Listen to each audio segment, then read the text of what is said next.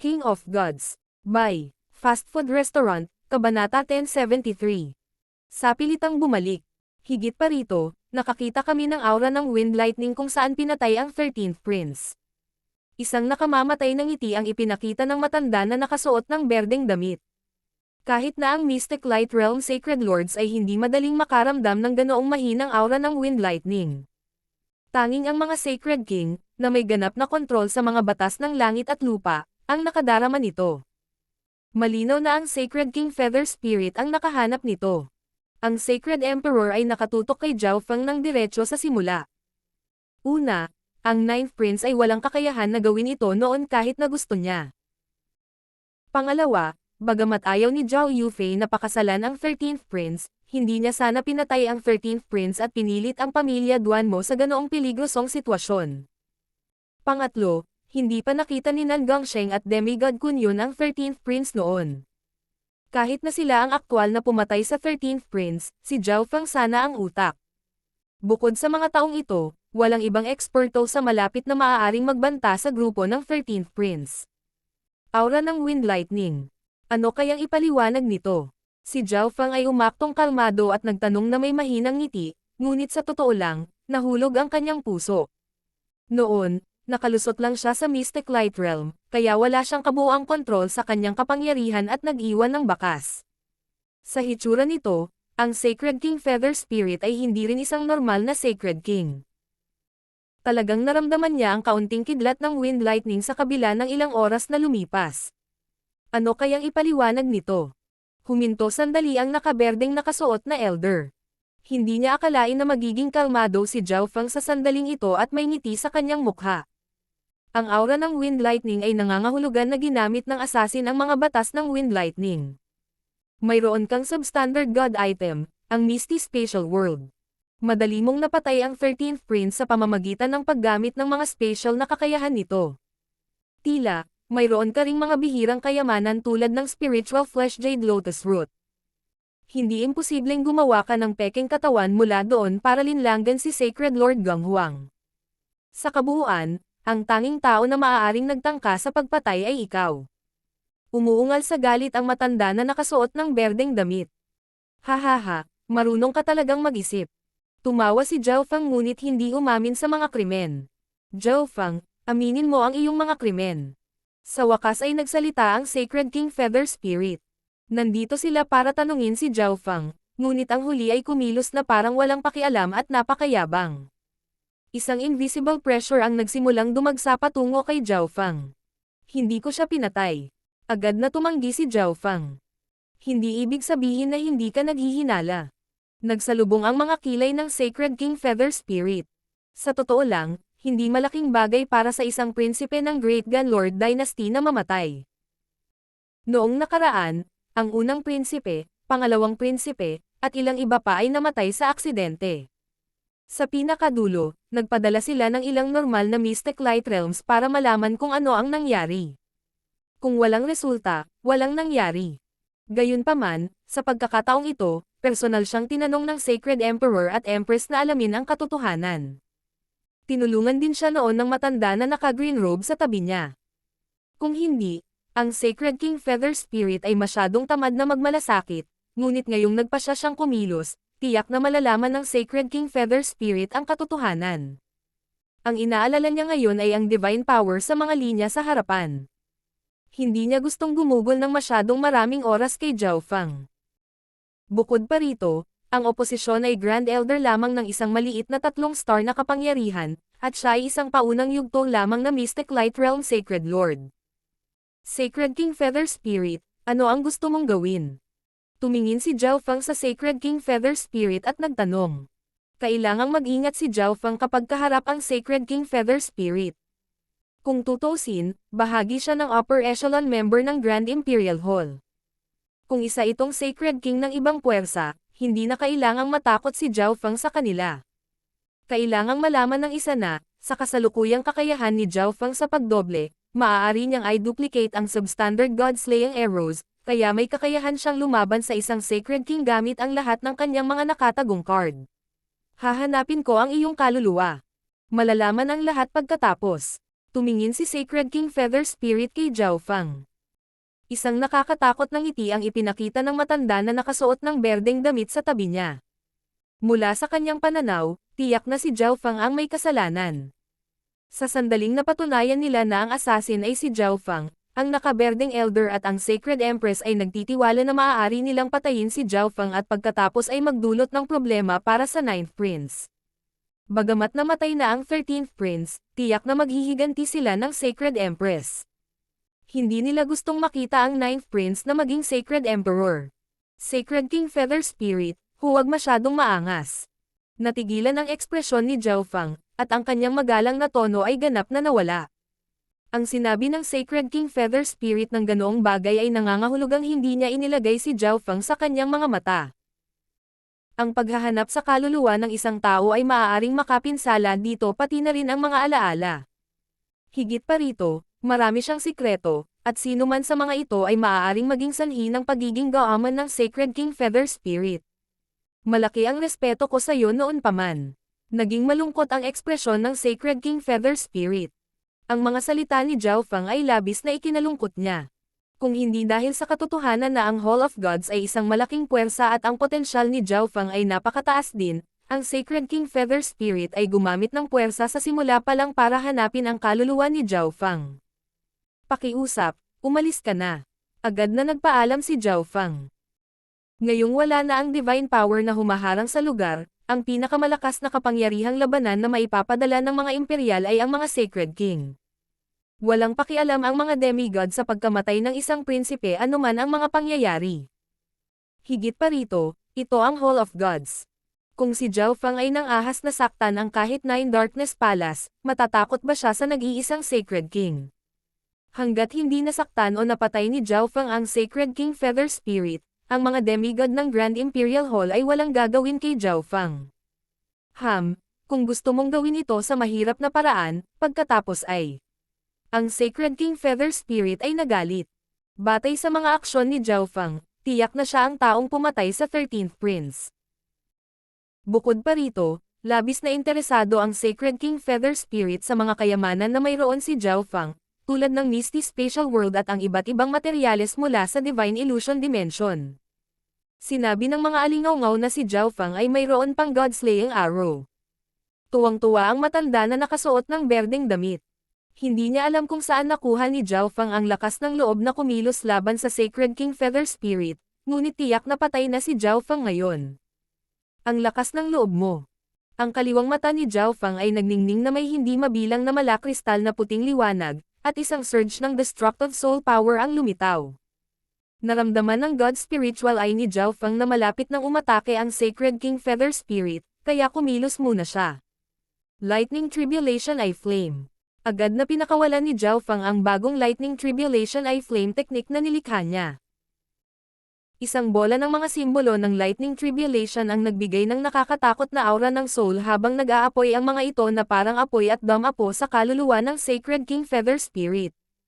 Ang Sacred King Feather Spirit ay agad na naputol mula sa kanyang pag-atake. Arg! Naramdaman ng Sacred King Feather Spirit na ang kanyang kaluluwa ay pumasok sa kailaliman ng impyerno. Binomba ng kidlat at apoy ang kanyang kaluluwa, at sumabog sa isip ng Sacred King Feather Spirit ang sakit na nagdulot ng hindi na mababawi na pinsala. Ang berdeng nakasuot na elder sa tabi ng Sacred King Feather Spirit ay wala sa saklaw ng pag-atake ni Zhao Fang, ngunit nararamdaman pa rin ng kanyang kaluluwa ang nakakatakot na kapangyarihan ng God Tribulation Lightning. Ang nakaberdeng elder ay nanginginig at tumingin kay Zhao Fang na parang nakatingin sa isang halimaw. Pakiusap. Umalis ka na. Sabi ulit ni Zhao Fang. Zhao Fang, ikaw. Unti-unting nakabawi ang Sacred King Feather Spirit at nabigla. Ang Soul Eye Bloodline technique ni Zhao Fang ay ngayon lang nahuli sa kanya at napinsala ng husto ang kanyang kaluluwa. Kung ginamit muli ni Zhao Fang ang pag-ataking ito, maaaring hindi na makabangon ang kanyang kaluluwa mula sa pinsala ng hindi bababa sa ilang dosenang milenyo. Ang kanyang paglalakbay para sa pag-scout ng mga kayamanan sa ilalim ng lupa ay maaaring maapektuhan ng husto, kaya't ang Sacred King Feather Spirit ay kailangang bumalik at pagalingin ang kanyang kaluluwa. Gayunpaman, ang hindi niya maintindihan ay ang katotohanan na si Zhao Fang ay nasa unang yugto pa lamang ng Mystic Light Realm. Paano niya mailalabas ang ganoong kalakas na pag-atake? Sa sandaling ito, ang Sacred King Feather Spirit ay tumingin kay Zhao Feng ng may pag-iingat. Zhao Feng, napakahusay mo. Nagdilim ang ekspresyon ng Sacred King Feather Spirit. Tara na. Ang Sacred King Feather Spirit at ang matanda na nakasuot ng berdeng damit ay umalis sa Hall of Gods. Senior Feather Spirit, hahayaan mo na lang si Zhao Feng ng ganito. Agad na tanong ng matanda na nakasuot ng berde pagkalabas nila sa Hall of Gods. Bagamat hindi makapaniwala, ang Sacred King Feather Spirit, na nagbabantay sa Great Gun Imperial Palace, ay nasugatan ni Zhao Feng. Ha, hindi ko akalain na si Zhao Feng ay lumaki na sa ganoong antas. Palihim na napabuntong hininga ang matanda na nakasuot ng berdeng damit. Hindi niya inaasahan na pipilitin ni Zhao Feng na palayo kahit isang Sacred King. Mahirap para sa kanyang paghihiganti na mangyari. Sa ngayon, lahat ng iba pang miyembro ng upper echelon ng Grand Imperial Hall ay nasa larangan ng digmaan. Hindi pa huli ang lahat para makipag-usap sa kanya pagkatapos naming mag-scout ng mga kayamanan sa ilalim ng lupa. Mas mabuti kung maglakas loob si Zhao Feng na pumunta sa ilalim ng lupa. Tumawa ng masama ang Sacred King Feather Spirit bago umalis. Malinaw na hindi niya sasabihin kahit kanino na siya ay malubhang nasugatan ng Soul Eye Bloodline Technique ni Zhao Feng. Kung si Zhao Feng ay nasa ilalim ng lupa, maaaring humingi ng tulong ang Sacred King Feather Spirit sa iba pang mga Sacred Lords na mayroon siyang magandang relasyon para sa paghihiganti. Sa loob ng Hall of Gods. Master, pinilit mong paalisin ang Sacred King Feather Spirit. Nagtatakang tanong ni Bichinyo. Ang Sacred King Feather Spirit ay isang upper echelon na miyembro ng Grand Imperial Hall, at ang Grand Imperial Hall ay ang pinuno ng buong Great Gun Lord Dynasty. Ito ang pinakamalakas na 4-star power sa Great Gun Lord Dynasty. Ayos lang, simpleng sabi ni Zhao Feng. Ang Sacred King Feather Spirit ay hindi kumakatawan sa buong Grand Imperial Hall, at si Zhao Feng ay hindi natakot sa isang Sacred King. Tinutukoy ng lakas ang lahat ng bagay sa mundong ito. Ang kapangyarihan ng Lightning Tribulation Eye Flame ay hindi masama. Tumawa si Zhao Feng. Sa sandaling iyon ngayon lang, pinakawalan niya ang lahat ng kanyang simbolo ng God Tribulation Lightning at nagawang sirain ang kaluluwa ng Sacred King Feather Spirit, na naging dahilan upang siya ay masyadong natakot na kumilos laban kay Zhao Feng. Gumagamit lang ito ng napakaraming simbolo ng God Tribulation Lightning. Sinuri ni Zhao Feng. Naubos ng Lightning Tribulation Eye Flame ang halos lahat ng mga simbolo ng God Tribulation Lightning ni Zhao Feng. Kung gusto niyang gamitin muli ang Lightning Tribulation Eye Flame, kakailanganin niya ng oras para makabawi ang kapangyarihan ng God Tribulation Lightning. Gayunpaman, hindi ginamit ng Lightning Tribulation Eye Flame ang kanyang soul power. Kahit na napakahina ng kanyang soul intent, magagamit pa rin niya ang Lightning Tribulation Eye Flame. Sinimulan ni Zhao Feng na duplicate ang Demigod Head pagkatapos magpahinga ng ilang araw. Ang kanyang Lightning Tribulation Eye Flame ay magiging mas malakas kung mayroon siyang mas maraming God Tribulation Lightning sa loob ng kanyang Lightning Soul Body. Sa panahong ito, ginamit ni Zhao Feng ang substandard na God Crystals upang linangin, at umaasa siyang makapasok sa mga unang yugto ng Mystic Light Realm. Naramdaman ni Zhao Feng na ang Divine Power ay ganap na mawawala sa lalong madaling panahon, at ang God Corpse ay malapit ng matagpuan. Sa makatuwid, makikipag-usap si Zhao Feng kay Bichinyo habang naglilinang para malaman niya ang lahat ng impormasyon tungkol sa katayuan ng banal na kapangyarihan. Makalipas ang 4 na buwan, ang 9th Prince ay naging opisyal na Sacred Emperor ng Great Gun Lord Dynasty. Gayunpaman, kahit na ito ay isang malaking kaganapan, halos wala sa mga puwersa sa Lord Dynasty ang nagbigay ng masyadong pansin sa bagong Sacred Emperor. Sinanay pa rin nila ang kanilang mga titig sa Divine Power. Sa totoo lang, alam ng lahat ng nakatataas na echelon ng 3-star forces sa Lord Dynasty na ang mga imperial ay ang mga pinuno lamang sa ibabaw. Ang mga tunay na pinuno ng Great Gun Lord Dynasty ay ang mga miyembro ng Grand Imperial Hall. Isang araw, nagpadala si Bichinyo kay Zhao Feng ng isang balita. Master, ang isang demigod ay umabot ng 9,000 milya sa ilalim ng lupa. King of Gods, Kabanata 1074. Muling nagsama ang purple-haired demonic duo. Master, ang isang demigod ay umabot ng 9,000 milya sa ilalim ng lupa. Isang araw, nagpadala ng mensahe si Bichinyo kay Zhao Feng. Sobrang bilis. Tumalon ang puso ni Zhao Feng. Kailangang malaman ng isang tao na ang V ay 10,000 milya lamang sa ilalim ng lupa, at ang isang demigod ay umabot na sa 9,000 milya. Mula sa hitsura nito, ang banal na kapangyarihan ay naging mas mahina. Maaaring wala akong sapat na kapangyarihan kung magpapatuloy ito sa bilis na ito. Mataimtim na sinabi ni Zhao Feng.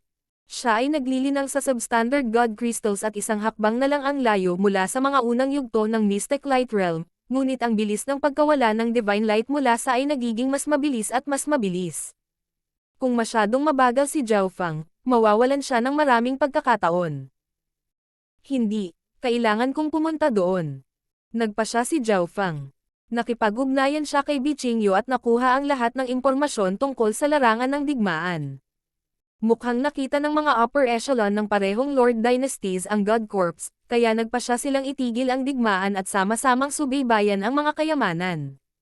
Sabi ni Bichingyo kay Zhao Feng. Sinabi lamang ng dalawang Lord Dynasties na sabay nilang i-scout out ang mga kayamanan sa ilalim ng lupa. Walang ibang mga sagnay. Kung ang mga miyembro ng bawat Lord Dynasty ay nagkita-kita sa ilalim ng lupa, maaari silang umatake. Sa madaling salita, ang digmaan ay karaniwang inilipat sa ilalim ng lupa.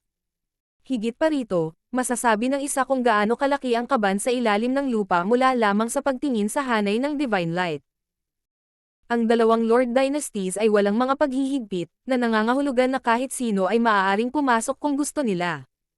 Gaya ng naisip ko, naging ganito. Matagal nang nahulaan ito ni Zhao Feng. Dahil ang lihim sa ilalim ay hindi isang lihim na kaharian o isang hiwalay na dimensyon, halos lahat ng pinakamalakas na eksperto ng parehong Lord Dynasties ay papasok.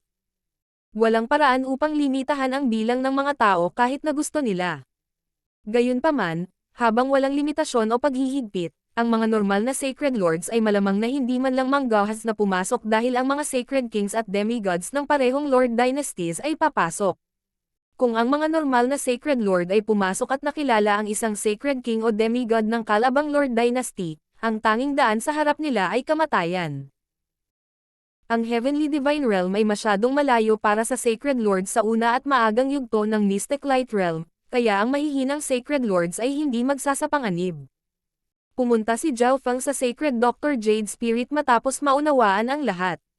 Sa pagkakataong ito, kumuha siya ng mas mahalagang piraso ng laman at mga linya ng dugo, pati na rin ang maliit na bilang ng mga sinaunang mapagkukunan na maaari niyang makilala, at sinabihan si Sacred Dr. Jade Spirit na gumawa ng mas mataas na grado ng mga tableta. Inalis ni Zhao Feng ang mga tabletang ito makalipas ang 7 araw at ipinatawag ang Supreme Emperor Dark Knight. Supreme Emperor Dark Knight, magpadala ka agad ng malaking bilang ng mga assassination mission na nagtatarget sa middle upper echelon ng mga miyembro ng Nine Darkness Palace. Agad na nagutos si Zhao Feng. Ang bilang ng mga assassination mission sa pagkakataong ito ay magiging napakalaki, at ang kahirapan ay magiging napakataas. Espesyal na minarkahan ni Zhao Feng ang isa sa kanila, ang Grand Elder ng Dark Ghost Clan. Ngayon na ang divine power sa larangan ng digmaan ay kumukupas na, ang mga miyembro ng upper echelon at ang demigod ng Nine Darkness Palace ay hindi makaalis sa larangan ng digmaan. Ito ang pinakamagandang pagkakataon para sa Hall of Gods na pahinin ang Nine Darkness Palace. Alam ni Zhao Feng na, kahit na hindi siya kumilos laban sa Nine Darkness Palace, maaaring atakihin ng mga upper echelon na miyembro ng Nine Darkness Palace ang Hall of Gods pagkatapos nilang masuri ang God Corps. Isang araw, isang malaking halaga ng mga misyon na nagbigay ng maraming gantimpala ay itinakda ng Silence Assassination Division, at ang kanilang mga target ay lahat ng mahahalagang miyembro ng Nine Darkness Palace o ang kanilang mga subordinate na puwersa. Tinitingnan din ng mga mamamatay tao ang tiyempo. Dahil ang karamihan sa lakas ng Nine Darkness Palace ay naaakit sa larangan ng digmaan, maraming assassin ang handang subukan ito. Oras na para umalis si Zhao Feng pagkatapos magbigay ng mga utos. Whoosh! Ikinaway ni Zhao Feng ang kanyang kamay, at nagsimulang maglaho ang kanyang anyo at sa wakas ay nawala habang tinakpan siya ng isang layer ng silver light. Ginamit ni Zhao Feng ang Misty Spatial World para mabilis na tumungo sa larangan ng digmaan sa Lan Province. Biglang huminto si Zhao Feng sa kalagitnaan at itinago ang kanyang aura nang makarating siya sa Dark Ghost Clan. Sa kasalukuyang cultivation ni Zhao Feng, madali siyang nakalusot sa Dark Ghost Clan. Ang Dark Ghost Clan ang tinutuluyan ni Zhao Wang. Ang Grand Elder ng Dark Ghost Clan ay ang elder na nagtangkang patayin si Zhao Feng gamit ang Evil Death Yin Spirit Array kasama ang Black Armored Sacred Lord at kasama, ngunit nagawa niyang makatakas sa huli.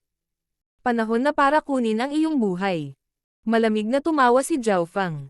Nag-iwan siya ng Mark of the God Eye sa matanda noon, kaya naramdaman niya ang kanyang lokasyon ng eksakto. Sa isang tiyak na sandali, nilampasan ni Zhao Feng si Zhao Wang sa Dark Ghost Clan, at ngumiti ang dalawa sa isa't isa. Si Zhao Wang ay kumilos ayon sa utos ni Zhao Feng sa huling pagkakataon at umalis sa clan sandali. Pagbalik niya, sinabi niyang nakatagpo siya ng malaking kapalaran na nagbigay daan sa mabilis na pagdami ng kanyang paglilinang. Si Zhao Wang ay isa na ngayong Pictier King, at ang kanyang soul intent ay umabot na sa antas ng isang quasi-sacred lord. Si Zhao Wang ay mayroon ding Eye of Death. Bagamat hindi niya ito ibinunyag, pinahintulutan ng Eye of Death ang kanyang cultivation sa Tao of Ghosts at Tao of Death na umunlad ng maayos. Kahit na ang ilang pinakamataas na Emperor Elder ng Dark Ghost Clan ay hindi katugma ni Zhao Wang. Hindi nagtagal ay dumating si Zhao Feng sa isang kanyan na napapalibutan ng madilim na malagim na hangin. Weng! Whoosh! Agad na isinaaktibo ni Zhao Feng ang Sacred Lightning Body, at isang pagsabog ng gintong liwanag ang sumilay mula sa kanya. Isang madilim na dilaw na patong ng kidlat ang bumungad sa kanyang katawan, at isang di nakikitang presyon ang lumabas mula sa kanya at tinakpan ang langit at lupa. Boom! Binasag ni Zhao Feng ang array sa harap ng kanyan gamit ang isang suntok at diretsyong pumasok. Sino ta? Ang matanda sa pag-iisa sa loob ng kanyan ay agad na nagising. Lightning Tribulation Eye Flame. Direktang ginamit ni Zhao Feng ang kanyang hakbang sa pagpatay. Whoosh! Isang bola ng nagniningas na lightning tribulation na may nakakatakot na aura ng soul ang damapo sa kaluluwa ng matanda. Arg! Ikaw pala! Sigaw ng matanda. Whoosh! Sa isang iglap lang, ginawang abo ng lightning tribulation ay flame ang kaluluwa ng matanda. Kailangang malaman ng isa na ang soul intent ni Zhao Feng ay umabot na sa huling yugto ng Mystic Light Realm, at maging ang Sacred King Feather Spirit ay nasugatan ng lightning tribulation ay flame ni Zhao Feng. Paano harangan ng isang napakaraming Sacred Lord sa mga unang yugto ng Mystic Light Realm ang pag-atake ng kaluluwa ni Zhao Feng? Nagsimulang kumilos ang buong Dark Ghost Clan nang mamatay ang Grand Elder ng Dark Ghost Clan.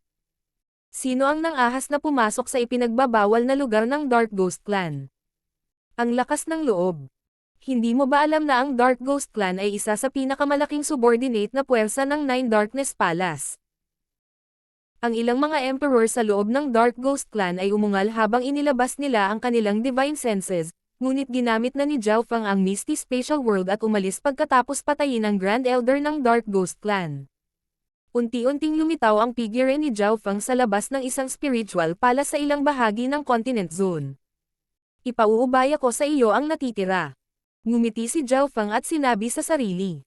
Ginawa niya ang lahat para bigyang daan si Zhao Wang.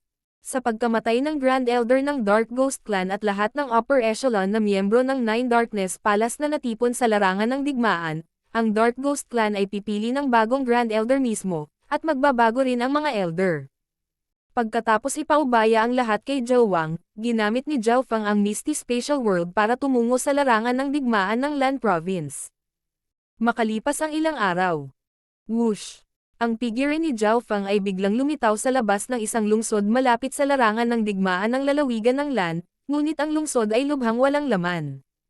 Karamihan sa mga dalubhasa na dating narito ay nagtago sa ilalim ng lupa. Boom!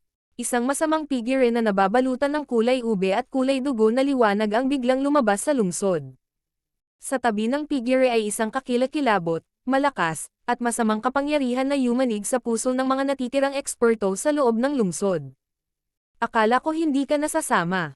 Ininspeksyon ni Nanggang Sheng si Zhao Feng ng may interes.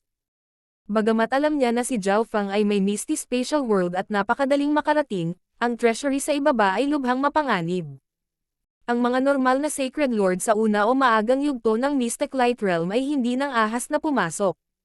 Higit pa rito, nagkaroon ng away si Zhao Feng sa Nine Darkness Palace. Mamamatay siya kapag nakilala niya ang isang Sacred King o Demigod mula sa Nine Darkness Palace. Ang lakas mo. Kumunat ang mga kilay ni Nanggang Sheng. Ang paglilinang ni Zhao Feng ay hindi gaanong bumuti. Brother Fang, isama mo ako. Ang boses ni Zhao Yufei ay tumunog sa sandaling ito, at ang Heaven Earth Yuan Qi ay biglang nanginag. Isang lilang figure ang bumungad sa gilid ni Zhao Fang at agad na naglabas ng malakas na bloodline pressure. Si Zhao Yufei ay nasa maagang yugto ng Mystic Light Realm, at ang kanyang balat ay nagbigay ng lilang liwanag na para bang siya ay isang diyosa ng jade at yelo. Kahit na ang isang kasing lakas ni Nan Gongsheng ay naramdaman ang kanyang sacred power at bloodline na nanginginig. Ang lakas ni Yufei. Nagulat si Zhao Fang. Hindi niya inaasahan na ang maliit na halaga ng mga mapagkukunan na ibinigay niya sa kanya ay magpapalakas sa kanya. Tulad ng inaasahan sa bloodline ng spiritual race. Malinaw na alam ni Nan Gongsheng na si Zhao Yufei ay may bloodline ng spiritual race, ngunit madaling sabihin na ang kadalisayan nito ay nadagdagan mula sa katotohanan na ang kanyang bloodline ay maaari na ngayong mapilitan siya. Tama kayong dalawa. Malamig ang ekspresyon ni Nan Gongsheng habang casual niyang sinabi. Nabigo siya sa katotohanang hindi nakalusot si Zhao Fang, ngunit binigyan niya ng malaking kahalagahan ang bloodline ng spiritual race ni Zhao Yufei. Kung ganoon ay umalis na tayo. Hindi masyadong nagsalita si Zhao Fang. Whoosh! Whoosh! Whoosh! Agad namang umalis ang tatlo. Ang isang kalaliman na umaabot sa buong larangan ng digmaan ay lumitaw sa lupa. Hindi mabilang na mga eksperto na karamihan ay binubuo ng mga hari at emperador ang nagtipon malapit sa kailaliman. Marami ring sacred lords sa mga unang yugto ng Mystic Light Realm. Sa tapat ng kalaliman ay isang grupo ng mga hindi tao. Sina Zhao Yufei, Nan Gongsheng, at Zhao Fang. Ang purple-haired demonic duo ay muling magsasama-sama. Hindi talaga alam ni Zhao Fang kung paano nakasulat ang kamatayan. Gusto niya ang mga kayamanan sa ilalim ng lupa kahit na siya ay nasa unang yugto pa lamang ng Mystic Light Realm. Maraming eksperto na malapit sa kalaliman ang nanunuya o nabigla. Isang lalaking nakabaluti na itim ang agad na gumamit ng kakaibang message token at nagpadala ng mensahe sa sandaling makita niyang lumitaw si Zhao Fang. Senior Feather Spirit, narito si Zhao Fang. Isang jade slip ang lumitaw sa kamay ng isang elder na nakasuot ng itim na damit sa malapit, at mabilis itong sumanib sa hangin at nawala. Whoosh! Whoosh! Whoosh! Si Zhao Fang, Zhao Yufei, at Nan Gongsheng ay tumalon sa kailaliman at nagsimulang tumungo pababa. Weng! Isang mahinang layer ng gintong liwanag ang lumitaw sa kaliwang mata ni Zhao Fang. Ang divine power ay hindi pa ganap na nawawala. Ang lahat ng mga eksperto ng parehong Lord Dynasties ay naghihintay sa ilalim ng lupa. Nakita ng mata ni Zhao Fang ang lahat. Maraming eksperto mula sa parehong Lord Dynasties ang nakatayo malapit sa God Corps. Karamihan sa mga ekspertong ito ay natipon sa mga grupo, na kumakatawan sa ilang partikular na puwersa. Ang mga puwersang nagawang manatili sa ilalim ng lupa ay ang pinakamalakas at pinakanakakatakot na puwersa sa sona ng kontinente.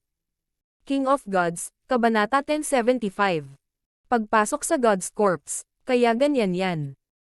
Ginamit ni Zhao Fang ang transparency ability ng kanyang kaliwang mata para alamin ang sitwasyon sa ilalim ng lupa, at hindi nagtagal ay nakakuha siya ng ilang impormasyon. Ang mga eksperto sa ilalim ng lupa ay nahati sa maraming grupo ng kani-kanilang puwersa. Ang ilang mga puwersa ay kukuha din ng iba pang mga eksperto.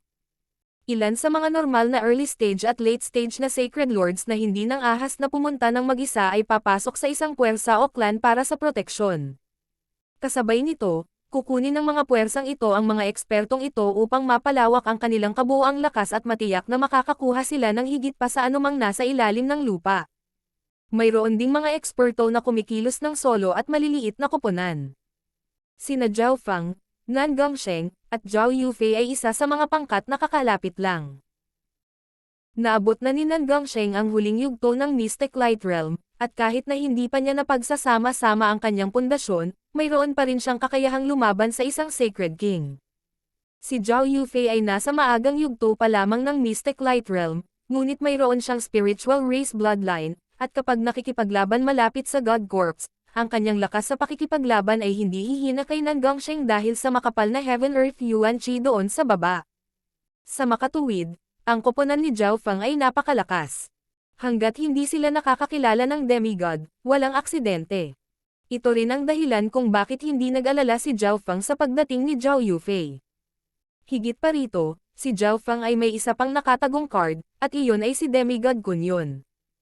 Halos naramdaman niya ang lokasyon ng Kunyon gamit ang square token na natanggap niya.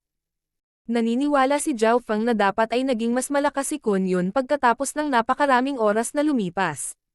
Sumama ka sa akin.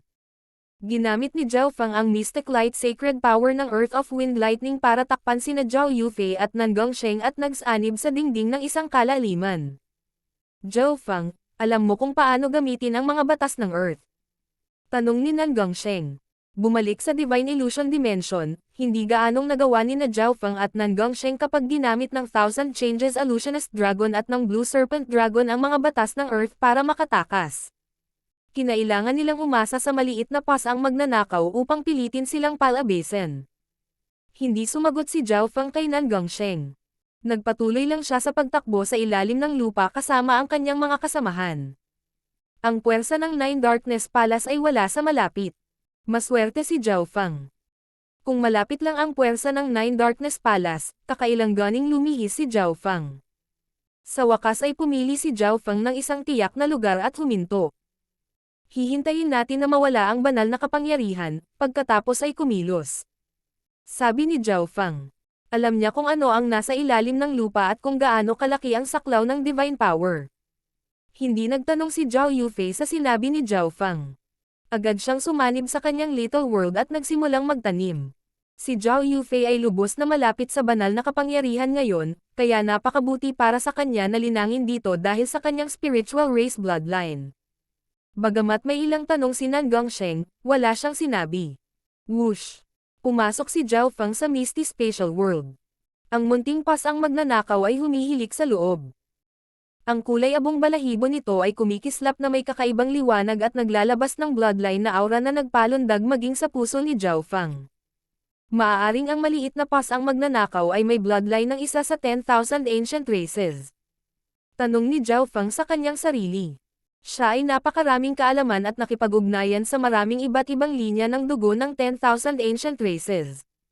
Ayon sa kanyang mga hula, kung ang maliit na pasang magnanakaw ay may isa sa mga bloodline ng 10,000 ancient races, ang ranking ng bloodline ay dapat nasa top 30 man lang, ngunit hindi matukoy ni Zhao Feng kung saang partikular na bloodline ito galing. Mag-isa itong magulong aura. Si Zhao Feng ay maraming tanong tungkol sa maliit na pasang magnanakaw, at ngayon ay may isa pa. Shua. 2 substandard na God Crystal ang lumitaw sa kamay ni Zhao Feng. Mayroon pang kaunting oras na natitira hanggang sa ganap na mawala ang banal na kapangyarihan. Susubukan kong makapasok sa mga unang yugto ng Mystic Light Realm bago iyon. Si Zhao Feng ay may mapagpasyang hitsura habang ini-circulate niya ang 5 Elemental Wind Lightning Technique upang makuha ang purong kapangyarihan sa loob ng substandard na God Crystals. Kahit na si Zhao Feng ay nasa isang team kasama sina Nan Gongsheng at Zhao Yufei, napakadelikado pa rin para sa kanya na i-scout ang God Corps bilang isang paunang yugto ng Sacred Lord. Kasabay nito, inilagay niya ang isa pang substandard na God-slaying arrow sa dimensyon ng kanyang kaliwang mata at sinimulang duplicate ito. Sa kasalukuyang lakas ni Zhao Feng, maaari niyang mahigpit na banta ang Sacred Kings gamit ang kanyang dark gold substandard na God-slaying arrows. Ang kapangyarihan ng isa ay halos kapantay ng kanyang lightning tribulation eye flame sa buong lakas, ngunit hindi gustong gamitin ni Zhao Feng ang bawat simbolo ng God Tribulation Light ng sabay-sabay, kaya kailangan niyang duplicate ang ilang mas substandard na God-slaying arrows. Ang divine power sa ilalim ng lupa ay nagsimulang dahan-dahang lumabo. Bukod kay Zhao Feng at mga kasama, ang iba pang puwersa at mga koponan ay nagsimulang bumaba ng mas malalim habang unti-unti itong naglalaho dahil hindi pa rin nila alam kung gaano kalalim ang kalaliman. Sa gitna ng mga puwersa ng Grand Imperial Hall, ang Demigod Dragon Emperor ay nakatayo doon at may hawak na isang gintong tungkod na may ulo ng dragon habang nagpapalabas siya ng nakakatakot na aura na pinipigilan ang lahat sa loob ng ilang milya. Sa gilid ng mga puwersa ng Grand Imperial Hall ay nakatayo ang Sacred King Feather Spirit. Ang kanyang mga mata ay kumislap, at ang kanyang kamalayan ay pumasok sa kanyang interspatial na imbakan na bagay habang ang isang bagay sa loob nito ay kumikislap. Gumagalaw ang iniisip ng Sacred King Feather Spirit habang nakakuha siya ng ilang impormasyon. Hihihi, naglakas loob talaga siyang pumunta dito. Isang ngiti ng panunuya ang lumitaw sa mukha ng Sacred King Feather Spirit. Sacred King Zaihai, Narito ang brat na iyon. Tulungan mo ako, at babayaran kita sa hinaharap. Sabi ng Sacred King Feather Spirit sa isang nasa katanghaliang gulang na lalaki na may asol na buhok sa tabi niya. Pinamunuan ng mga demigod at Sacred Kings ang iba't ibang puwersa ng Grand Imperial Hall. Ang Sacred King Feather Spirit at Sacred King Zaihai ay nasa parehong team, at ang Sacred King Feather Spirit ang pinuno. May isang late stage na Sacred Lord at dalawang early stage na Sacred Lords din sa kanilang team. Ang ganoong nakakatakot na koponan ay sapat na upang sirain ang isang 3-star na kapangyarihan sa labas ng mundo, ngunit sa ngayon, ang pangkat na ito na pinamunuan ng Sacred King Feather Spirit ay malamang nawala pa sa nangungunang 20 koponan ng lahat ng naruroon. Sa relasyon mo at ako, hindi mo na ako kailangang gantihan. Tumawa si Sacred King Zaihai at sinabing, ang mga batas ng tubig ay dumaloy sa paligid niya at ginawang mga agos ng tubig ang putik. Para siyang nakalubog sa mundo ng tubig. Sa ibang lugar sa ilalim ng lupa na natatakpan ng demonyong ambon. Sa pag-uulat kay Grand Elder, kinumpirma namin na dumating na si Zhao Fang. Isang maagang yugto ng Sacred Lord na kalahating lumuhad sa lupa at magalang na nagsabi. Isang figure ang biglang lumitaw sa malademonyong ambon. Nandito si Zhao Fang para maghanap ng kamatayan. Isang dark purple na apoy ng demonyo ang kumislap sa mga mata ni Demigod Dark Ocean. Siya ang Grand Elder ng Nine Darkness Palace, at halos lahat ng upper echelon na miyembro ng Nine Darkness Palace ay kinasusuklaman si Zhao Fang. Napatay ni Zhao Fang ang maraming eksperto ng Nine Darkness Palace sa sandaling nagkita sila, at kinuha niya ang hindi mabilang na mga subordinate na puwersa at mapagkukunan ng Nine Darkness Palace. Natapakan pa ng kanyang puwersa ang katanyagan ng Nine Darkness Palace para umangat. Hindi matitiis ng Nine Darkness Palace ang gayong kahihiyan. Ang Demigod Dark Ocean ay nagpaplanong harapin ito mismo sa sandaling matapos nilang malaman ang mga sikreto ng underground, ngunit si Zhao Fang ang talagang lumapit sa kanila. Patayin si Zhao Fang sa paningin. Ang boses ni Demigod Dark Ocean ay umalangaw-ngaw sa malademonyong ambon. Naiintindihan. Ang mga makapangyarihang aura ay nagmula sa mga pinuno ng iba't ibang grupo habang sila ay tumugon sa malademonyong ambon. Sa isang lugar sa ilalim ng lupa, isang lalaking nababalutan ng kaliskis ng itim na dragon ang nakatayo sa tabi ng isang napaka-normal na babaeng nakaputi. Tulad ng inaasahan sa Eye of Destiny, wala sa ibang mga eksperto ang nakadarama ng aking pag-iral dito. Ngumiti ng masama ang Black Destruction Serpent Dragon. Ang pinagtataguan ng Black Destruction Serpent Dragon ay ganap na malayo sa lahat ng makapangyarihang puwersa ng parehong Lord Dynasties. Ang mapupungay na mga mata ni Bailin ay biglang naglabas ng matinding lakas ng kaluluwa na naging makulay na mga imahe. Wala pa rin akong nakikita tungkol kay Zhao Fang. Napabuntong hininga si Bailin nang magsimulang umikot ang kanyang mapuputing mga mata. Sa isang tiyak na sandali, lumitaw ang isang masamang lilang at dugo na figure sa mga imahe, at nabuo rin ang malabong mga tanawin. Makikilala natin si Zhao Fang sa ulo ng God Corpse. Sabi ni Bailin. Dahil wala siyang makitang anuman tungkol kay Zhao Fang mismo, kailangan niyang tingnan ang mga may kaugnayan kay Zhao Fang. Ang ulo ng God Corpse. Kumislap ang mga mata ng Black Destruction Serpent Dragon. Kahit na hindi sinabi ni Bailin, ang kanyang huling layunin ay ang ulo ng God Corpse. Humanda ka sa pagpasok. Biglang sinabi ni Bailin, at ang Black Destruction Serpent Dragon ay nanginag. Sa susunod na sandali, ang divine power sa ilalim ng lupa na maaaring sirain ang lahat ng bagay sa landas nito ay ganap na nawala. Whoosh!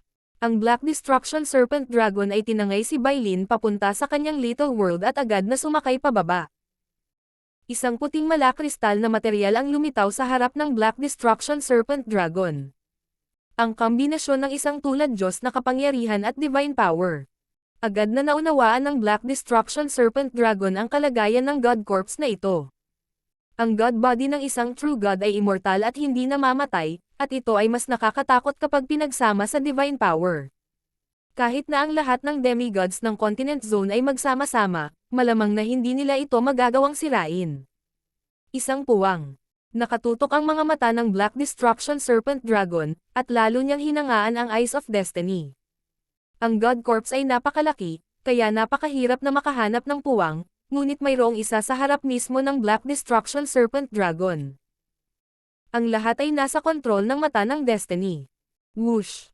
Ang Black Destruction Serpent Dragon ay pumasok sa isa sa mga puwang sa ibabaw ng God Corpse. Sa ibang lugar sa kalaliman sa ilalim ng lupa, ang God Corpse ay nahayag habang ang Divine Power ay ganap na nawala. Ito ay ang isang God Corpse. Natigilan ang Demigod Dragon Emperor. Ang laki ng katawan. Gaano kalakas ang taong ito noong nabubuhay pa sila? At bakit nandito ang katawan nila? Sinuri ng Divine Sense ng Grand Emperor Song ang napakalaking God Corpse at ganap na natigilan. Boom! Ho! Ang lahat ng puwersa ng parehong Lord Dynasties ay kumilos at umaksyon patungo sa malaking kristal na God Corpse. Pang! Boom! Isang Sacred King ang naglabas ng mapanirang pulang kidlat, ngunit hindi ito nag-iwan ng anumang marka sa God Corpse. Ito ay ganap na hindi nasaktan. Natigilan ang Sacred King na ito, kaya pinangunahan niya ang kanyang team para maghanap ng pasukan. Sa ibang lugar, Zhao Feng. Umungol si Nan Gongsheng sa mahinang galit. Whoosh! Agad na lumitaw ang figure ni Zhao Feng, at may ngiti sa kanyang mukha. Brother Feng, nakalusot ka. Binati ni Zhao Yufei nang maramdaman niya ang pagkakaiba ng aura ni Zhao Feng. Tama iyan. Napangiti si Zhao Feng.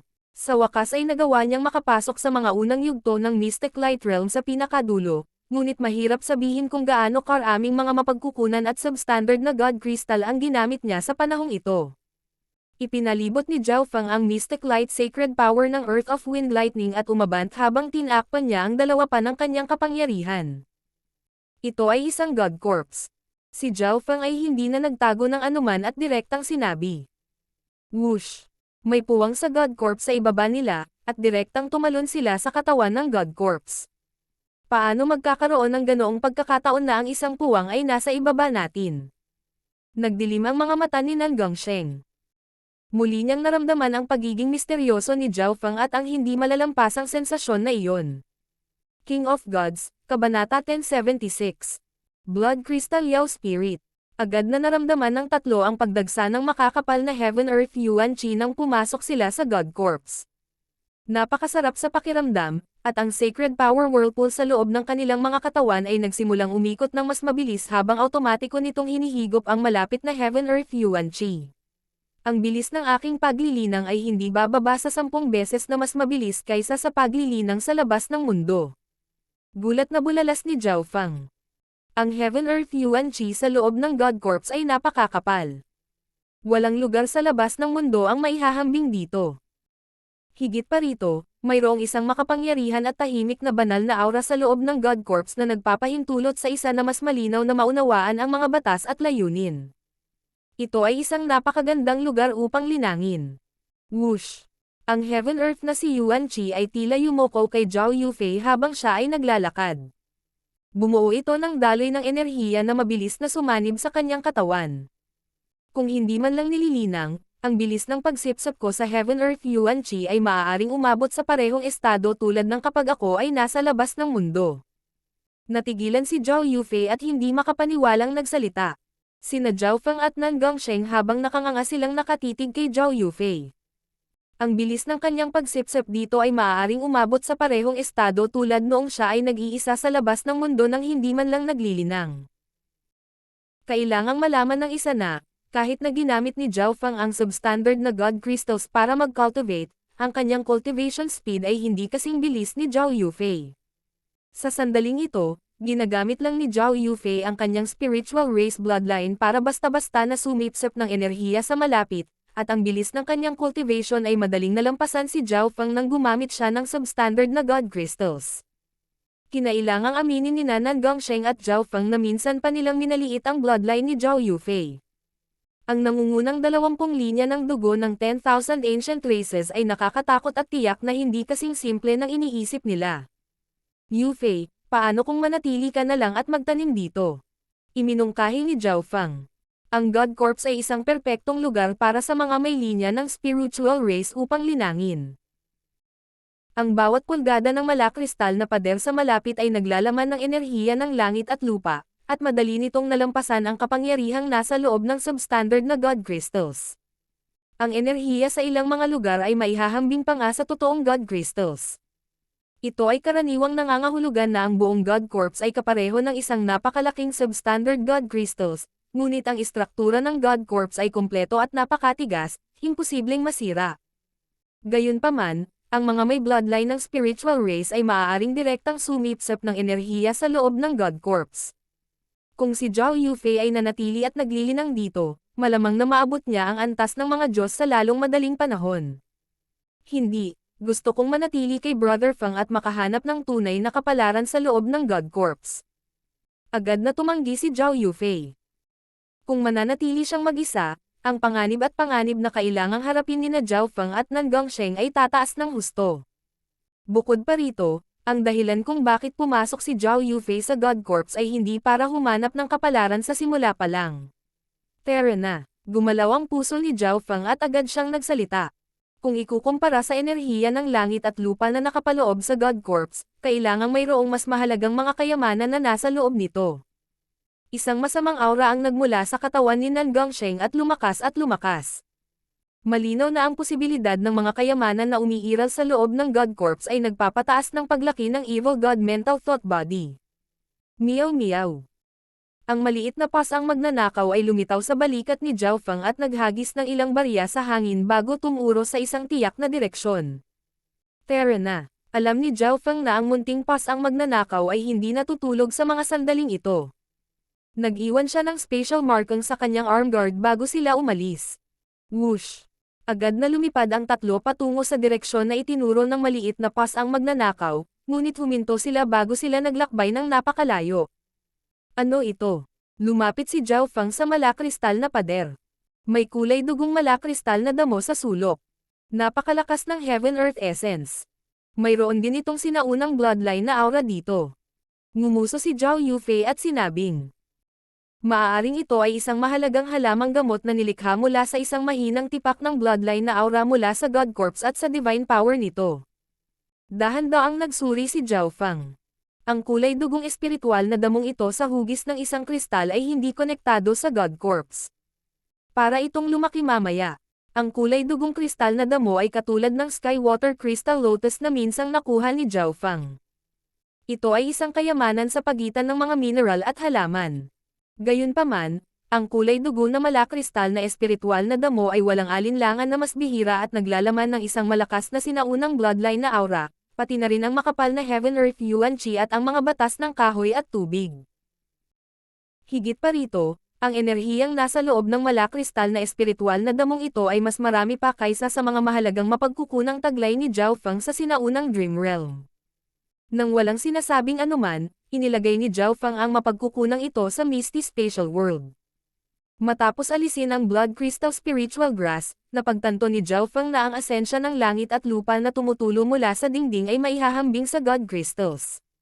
Sa kasamaang palad, hindi niya ito nagawang alisin. Ang kasakiman ay sumilay sa mga mata ni Nan Gongsheng, ngunit pinigilan niya ang sarili. Napag-usapan na nila ang mga bagay-bagay bago sila pumasok sa God Corps. Lahat ng nakuha nila sa God Corps ay nakasalalay kung sino ang unang nakakuha nito. Marami pa dyan. Ang mga mata ni Nan Gongsheng ay sumulyap sa isang pader na hindi masyadong kalayuan at agad na lumipad, na nagbunot ng malakristal na damo. Dahil sa sinabi ni Nan Gongsheng, ibinaling ni Zhao Fang ang kanyang tingin sa dingding. Pwede bang normal na damo lang ito sa God Corps? Natigilan ang ekspresyon ni Zhao Fang, at nakaramdam siya ng bahagyang awkward.